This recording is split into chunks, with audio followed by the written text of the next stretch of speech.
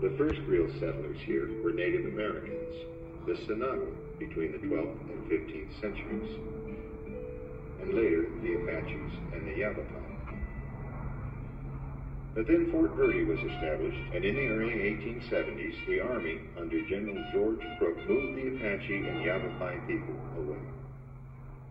The first white settler was Irish-born Jim Thompson, who came here in 1876 and built his cabin in Oak Creek Canyon. Thompson persuaded his friend Abraham James to move his family here.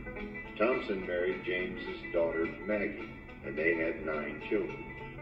James was the first to file for a homestead, but he sold the land to Elijah Lay before meeting the Homestead Act requirements. The pioneers settled near Oak Creek, one of the few Arizona streams that flows all year. They raised corn and vegetables and kept some turkeys and chickens. They were subsistence farmers, raising food for their own use. When they had some left over, they carried it overland to Flagstaff and Jerome for sale.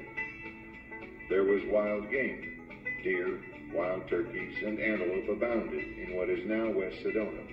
Mountain lions and bears were also common here. Life was hard in the old days. Some people lived in tents, some built small cabins. A few even lived in caves.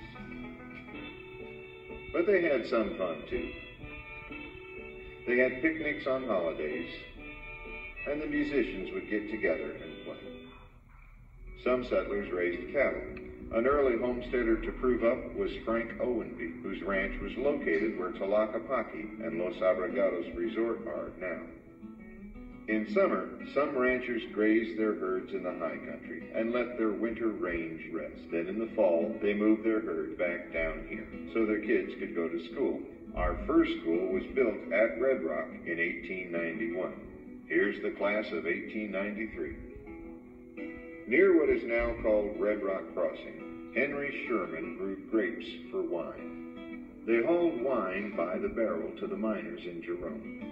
Manuel Chavez and his family settled a little farther north near Cathedral Rock.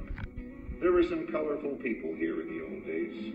After Charles Bear Howard escaped from a California jail in the 1880s, he moved here to make his living by hunting bears for meat and hides. He built his cabin up in Oak Creek Canyon. In that same area, Frank Pendley established an orchard. His farm is now Slide Rock State Park. Going from Sedona to anywhere else was a rough haul. To get to Flagstaff, you went over a narrow wagon road to Indian Garden. Then you had to leave the wagon and haul by horse or mule up Thompson's Ladder. Not a road, just a steep trail up the mountainside. Up there were wagons and horse teams to complete the trip. While waiting, the horses were turned loose to graze and rounded up when they were needed. But in 1907, Jess Purdyman and others began to build a narrow gravel road that crossed Oak Creek 16 times on the way to Flagstaff. That road has evolved into today's Route 89A.